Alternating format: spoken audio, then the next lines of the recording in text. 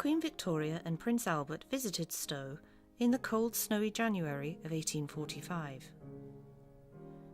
The royal party was hosted by Richard, Duke of Buckingham, owner of Stowe House. Victoria wrote a daily journal, and her account of her visit to Stowe is recorded there.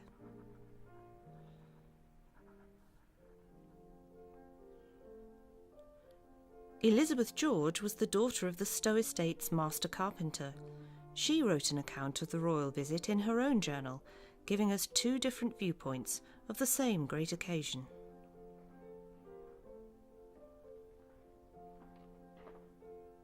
Workers from the estate dressed in new smocks and had favours pinned to them, especially for the Queen's visit.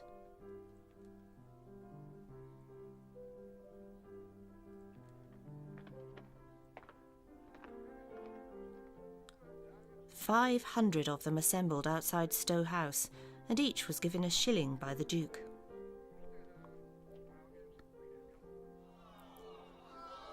They cheered as the Queen and Prince Albert arrived. The Queen wrote in her journal, "The saloon, which one enters on passing through the hall, is very fine, circular in form, with the statues all around, and a high dome." All the state rooms were filled with fine furniture, sculptures and art by the Duke, who spent a lot of money to impress the Queen. Felix Mendelssohn, the famous composer, wrote some music for Victoria and presented it to her at Buckingham Palace shortly before her visit to Stowe.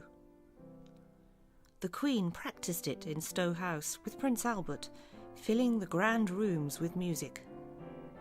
Elizabeth's journal reports, "There was a new horizontal grand piano provided especially for Her Majesty, and Prince Albert accompanied the Queen in her musical recreation." The Queen wrote, "In one room the walls are decorated in the Pompeian style, and there are two very fine antiques which the Duke himself saw dug up." Victoria and Albert admired a statue of Venus, the Roman goddess of love. Elizabeth wrote, "Everyone seemed surprised at the Queen's youthful appearance. She was 25 years old and already the mother of 4 children, but still looked like a girl of 18. Elizabeth was given her own tour of Stowe House after the royal visit, where she saw the rooms the Queen and Prince had visited. Elizabeth recalled, "Everything was splendid, magnificent, but somehow did not excite pleasurable feelings. There was a strong smell of paint, varnish, and new furniture. I cannot pretend to describe or even name half the curious and valuable things we saw. We were quite tired in less than 2 hours, and I was relieved when I got back to our own snug and comfortable home." The Queen and Prince Albert toured the magnificent gardens, which were filled with ornamental temples, lakes, and bridges. Her Majesty recorded in her journal, "We all walked over the really splendid grounds, which are 4 miles in circumference. There are innumerable temples and buildings scattered about. I believe there are as many as 22.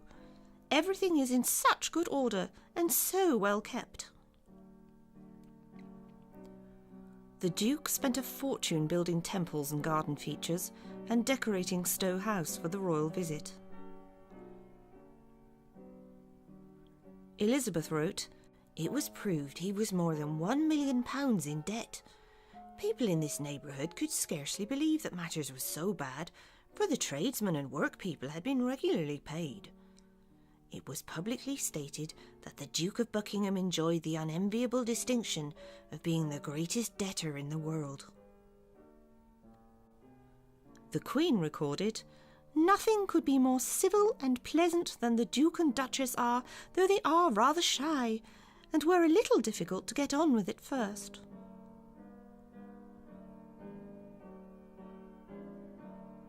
Queen Victoria and Prince Albert's visit to Stowe lasted for 3 days, after which they returned to Buckingham Palace.